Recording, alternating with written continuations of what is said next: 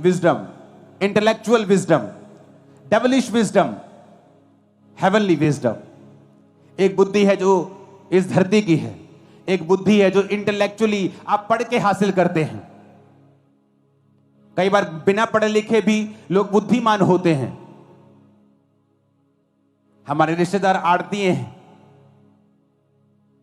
लाखों रुपए का हिसाब बिना पढ़े, जो पुराने लोग होते थे बिना पढ़े, 0 क्लास पढ़े, लाखों रुपए का हिसाब आप कैलकुलेटर में करोगे वो ऐसे ही कर देंगे मुंह से। Earthly wisdom. एक है इंटेलेक्चुअल विजडम, आप पढ़ाई से हासिल कर रहे हैं, इंजीनियर बन रहे हैं, electronics engineer, computer engineer, doctor, something like that, आप एमबीए कर रहे हैं, आप इंटेलेक्चुअल विजडम हासिल कर रहे हैं। एक विजडम है डेविलिश विजडम, शैतान की विजडम।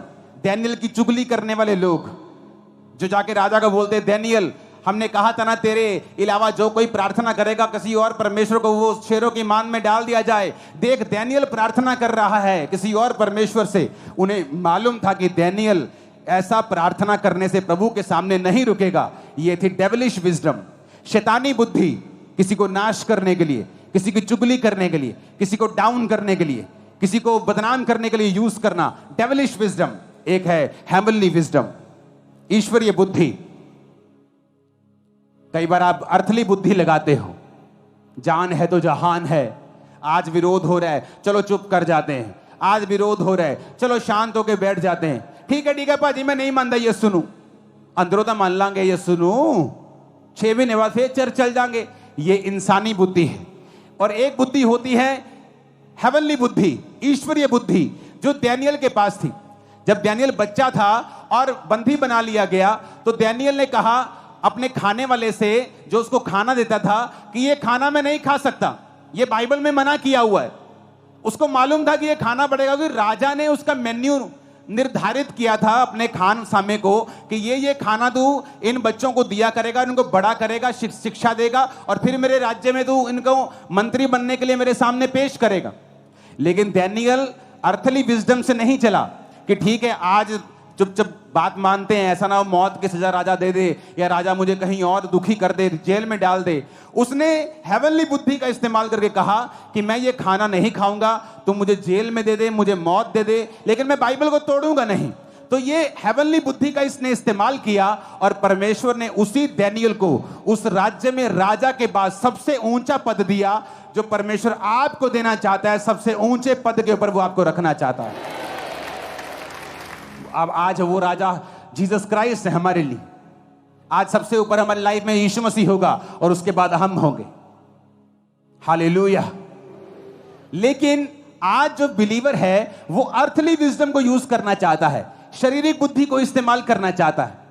वो नहीं चाहता कि मैं हेवनली बुद्धि को यूज करूं, क्योंकि जब आप हेवनली बुद्धि को, ईश्वरीय बुद्धि को इस्तेमाल करते हैं तब आपको स्टैंड लेना पड़ता है, फाइट करनी पड़ती है, जो पांडा लाइक बिलीवर नहीं करते, क्योंकि उनको बांस खाना है 14 घंटे, तो बांस बहुतायत में मिलता है तो उन्हें फाइट करने की कोई भी जरूरत नहीं। लेकिन बांस के अंदर एनर्जी नहीं है, बांस आपके टाइम को वेस्ट कर रहा है, बांस आपके अंदर वो न्यूट्रिशन नहीं दे रहा जो न्यूट्रिशन आपको चाहिए।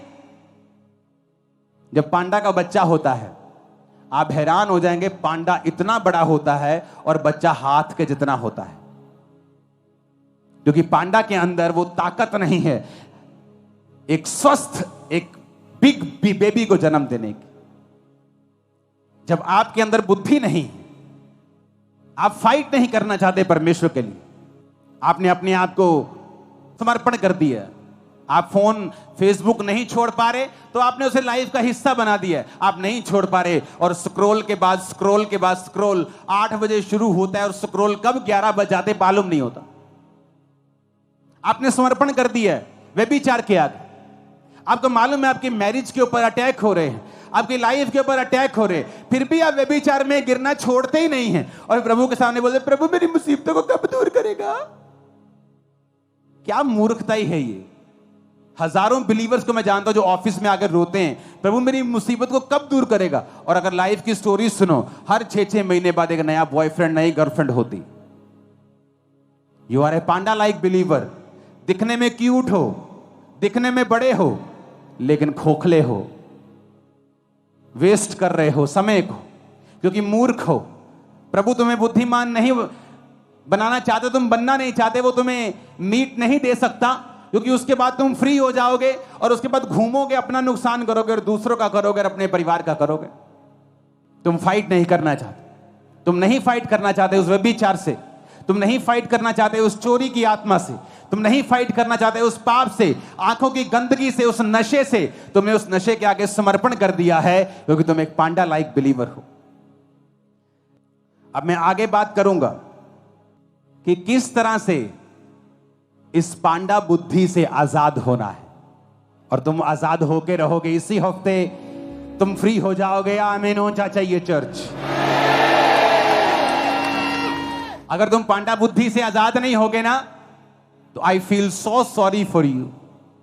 मुझे बहुत तरस आएगा तुम पर, क्योंकि तुम वेस्ट करोगे अपनी लाइफ को उसी सेम लाइफ, सेम दिनचर्या में, और प्रभु तुम्हें अलाउ रखेगा, वो अलाउ करेगा तुम्हारी लाइफ में लिमिटेशंस को, कि वो तुम्हें बांध के रखें,